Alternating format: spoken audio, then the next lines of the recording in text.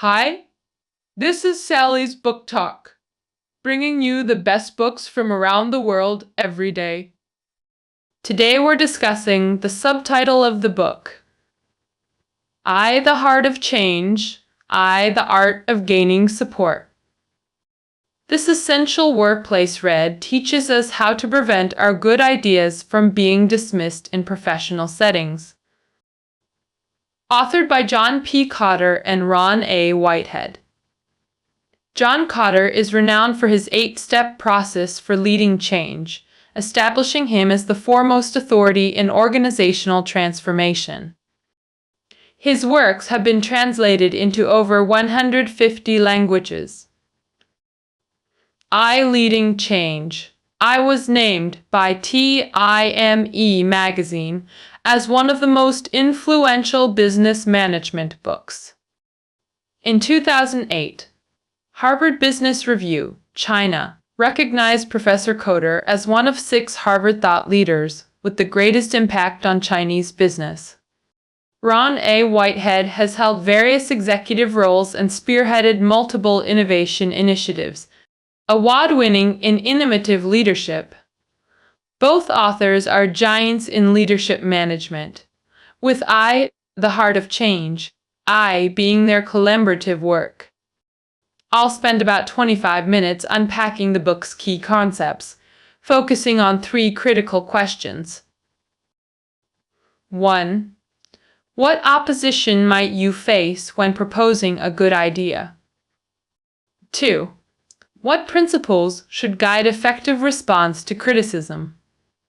3. How to counter bizarre or unreasonable objections. Want to stand out in the workplace? Then bring more great ideas to the table. But proposing an idea is hard. Getting it adopted is harder. Quality alone doesn't guarantee success. Good ideas can sometimes lead to bad outcomes. There will always be those who make implementation difficult. All criticism ultimately aims to derail your ideas. Critics employ various tactics to block good proposals. Let's examine their common strategies. First, tactic. Obfuscation involves introducing irrelevant issues to divert attention and create doubt through circular arguments. The book gives this example. During a Centerville library meeting about adding computers, critics shifted discussion to city budget issues. If you get sidetracked here, things could get messy. It makes listeners think you haven't fully considered your proposal. Otherwise, why would you be led astray? Obfuscation distracts attention and marginalizes your proposal. Second tactic, fear-mongering. While obfuscation confuses, fear-mongering aims to create anxiety. Critics often present facts or fabricate stories to exaggerate consequences, clouding judgment through fear. In our computer donation example, the library partnered with a local tech retailer. The contract stated, for every 6 households purchasing computers from the retailer, 1 would be donated to the library. Critics fixated on defining household. Does it include children? Kudias? Too narrow a definition would anger the retailer. Too broad might upset citizens, even risking lawsuits over family definitions. By highlighting potential legal disputes, critics create negative associations. The real goal is discomfort. Like the proverb, the drunkard's intent isn't the wine. They don't care if you believe them, only that you feel uneasy. Their logic often inflates low-probability scenarios beyond reality. Even knowing the unlikelihood, listeners still feel uneasy, exactly the fearmonger's objective. Critics also use hypotheticals to spread fear. What if the retailer inflates prices after we agree? What if donated computers are defective? Who handles repairs if they break? While these sound absurd, nobody can guarantee zero risk. The fearmonger's goal isn't problem solving, but anxiety creation. They'll say anything unsettling, regardless of likelihood, sometimes outright fabricating. Third tactic, infinite delay. Unlike previous tactics, this drains enthusiasm through inaction rather than emotional manipulation. Infinite delay typically manifests in two ways. First, raising seemingly valid concerns that gradually erode interest through endless problem solving. In our computer donation example, when budget concerns were raised, someone immediately proposed forming a task force to study funding. But this would inevitably uncover more issues, problems, breeding problems endlessly. When solutions remain elusive, interest naturally fades. Second method, rerouting attention to more urgent matters. People then perceive the original proposal as less important through comparison, like suggesting expanding book collections or improving services takes priority over computers. Thus, computer acquisition gets postponed, usually killing the proposal.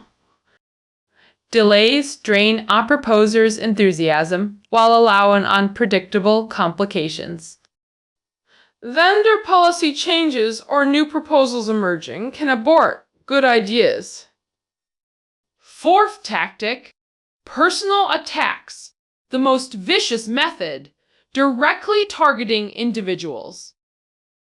If the proposer seems flawed, how good can their idea be? They question your competence or integrity to undermine credibility. 2 attack methods.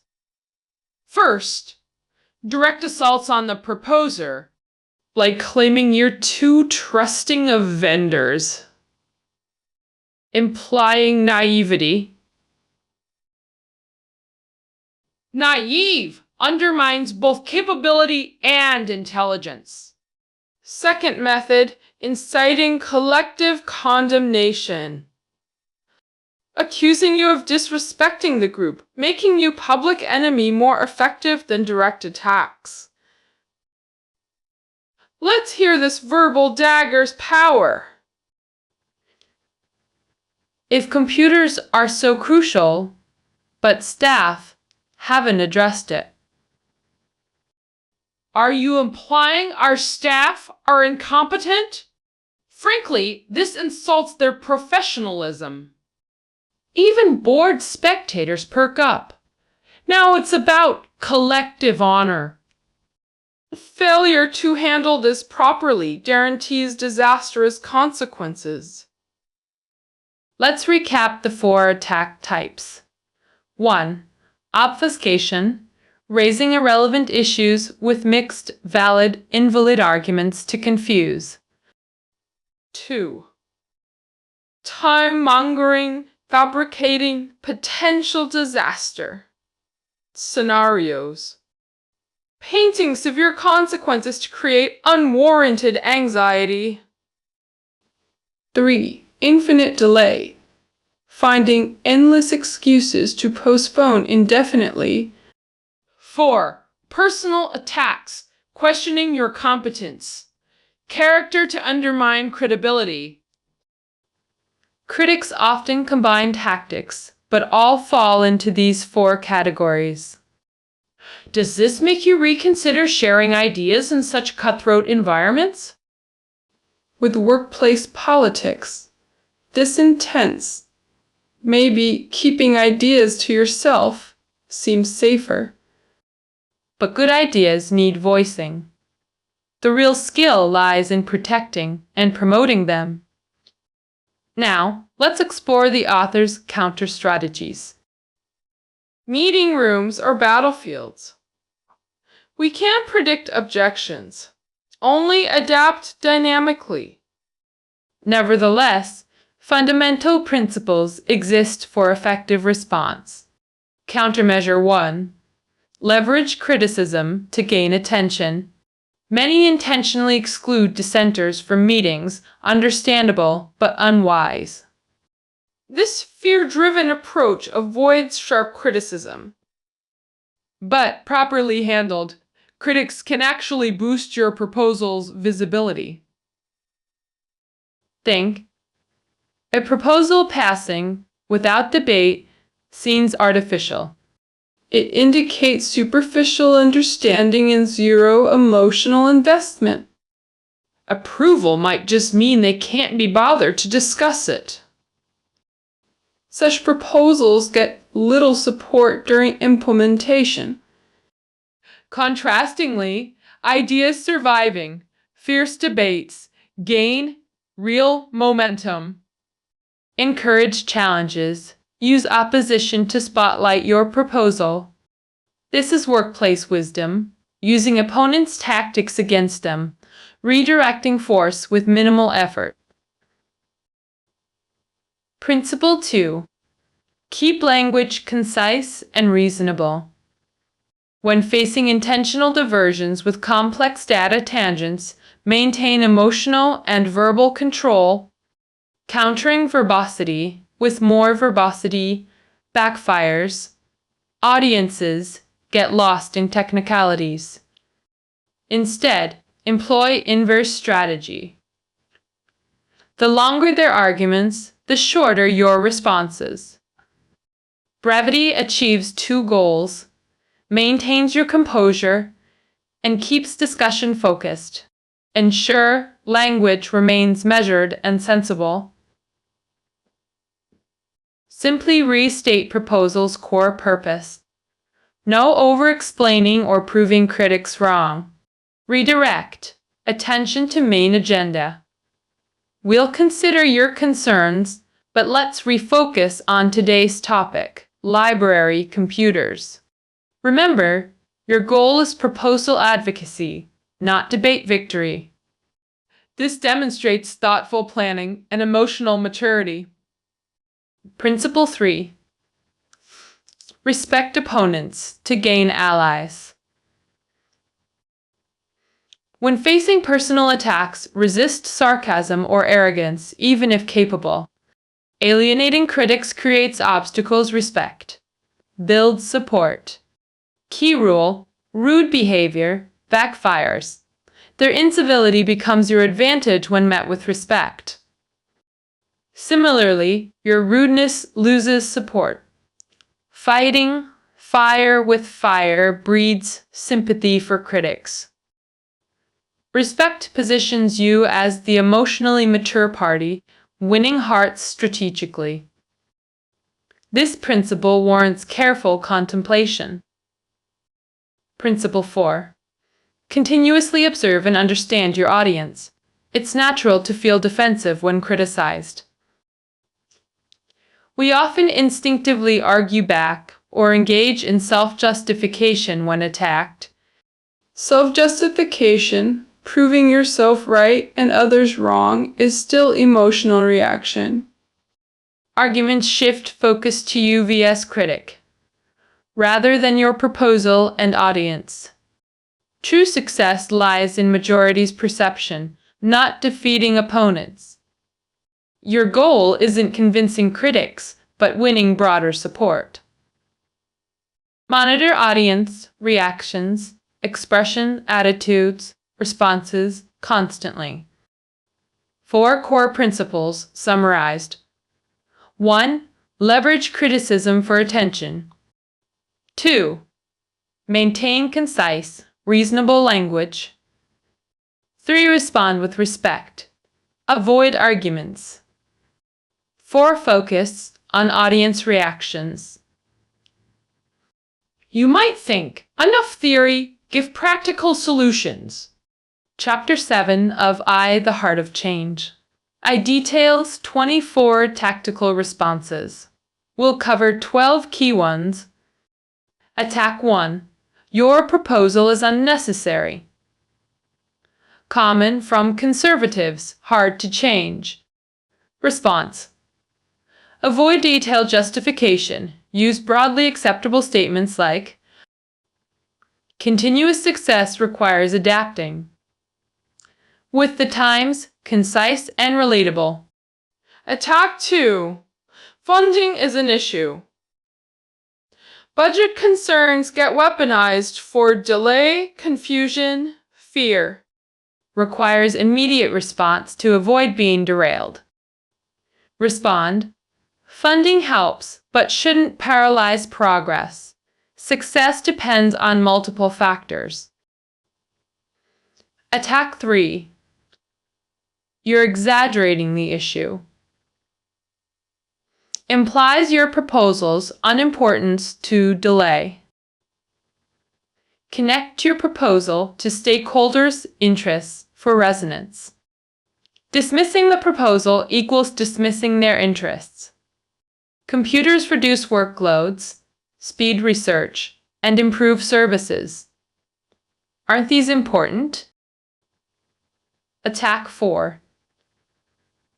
Your plan's too shallow, deep. Delay tactic. When opponents insist incompatibility, how respond? First, acknowledge validity in critics' point. Then let's implement. We'll refine through practice, layering Chinese wisdom. Add flattery. I trust our team's intelligence to perfect it through execution. Attack 5. Nobody does this. Implies recklessness, stupidity. This direct attack blends personal insult and emotional provocation. Maintain composure despite emotional triggers. Every innovation has pioneers. Why can't we try? Silences critics calmly. Attack 6. What's your motive? Accusatory personal attack. Never justify. It deepens suspicion. Casually mention, this is team effort involving respected figures. Subtext. Questioning me implies questioning the team. Authorities. Attack 7. You're insulting us. Accusations of implied blame are classic personal attacks. Attempts to position you against a group through false dilemmas. Forcing either or choices. Advance plan equals reject team or abandon proposal. Key response. Reframe false. Dichotomies into complementary solutions. Our team excels, and this plan will enhance your working conditions further. Attack 8. You're creating a catch. 22. Similar to Attack 7's dilemma tactics. Implementing your plan requires A, but A needs B, which we lack. Abandon it. Counter by combining both aspects. Let's advance A and B simultaneously. Example. Test market prototypes, first to gather feedback before full production. Seemingly conflicting elements can become complementary strategies. Attack 9. Your plan breeds endless problems. Classic fear-mongering through obfuscation. Excessive questioning reduces success chances. Contain politely but firmly. Respond. New ideas naturally involve uncertainties we'll navigate. Attack 10. Most hate your plan. Insidious fear. Tactic through false associations. Critics link proposals to unrelated sensitive issues. For example, Nazi-like dictatorship. Listeners ignore logical flaws but retain negative impressions from loaded terms. Negative impressions. Stick respond calmly, with positive language to counteract. Attack 11. Your plan has flaws. Critics exploit weaknesses like poking scars. They ambush you with obscure knowledge, aiming to embarrass. Fumbling responses create bad impressions. Avoid this trap. Admit unfamiliarity honestly. This is new to me. I'll investigate thoroughly. Follow with confidence. We've successfully resolved similar issues before. Maintain positive language and professional demeanor throughout. Attack 12. This is too complicated. Wolf in sheep's clothing criticism. Resist over-explaining. It plays into their hands. Respond. Let's schedule separate time to discuss, since you're interested. This disarms. Pseudo-support while maintaining goodwill. We've covered 12 practical countermeasures against critiques. This concludes our overview of I. The heart of change. I's key concepts. Key summary 1. 4 critique characteristics. Obfuscation. Fear-mongering. Infinite delay. Personal attacks. 2. 4 response principles. Graciousness. Danger, brevity, respect. Audience focus. 3. Practical tactical responses for various attack types. Forget details. Remember the core principle. Connect emotionally. Build resonance. These 8 characters embody the book's subtitle, The Art of Gaining Support. Texts are static, but people are dynamic. True support stems from emotional resonance. Workplace recognition requires both intellectual approval and emotional alignment. When immediate intellectual agreement isn't possible, prioritize emotional connection first. Emotional resonance precedes rational acceptance. It's the foundation of true rintom, recognition. The book prioritizes attitude over rhetoric, proper demeanor, triggers, emotional engagement that wins hearts. Congratulations on completing this audiobook. Find summarized notes below to reinforce your learning.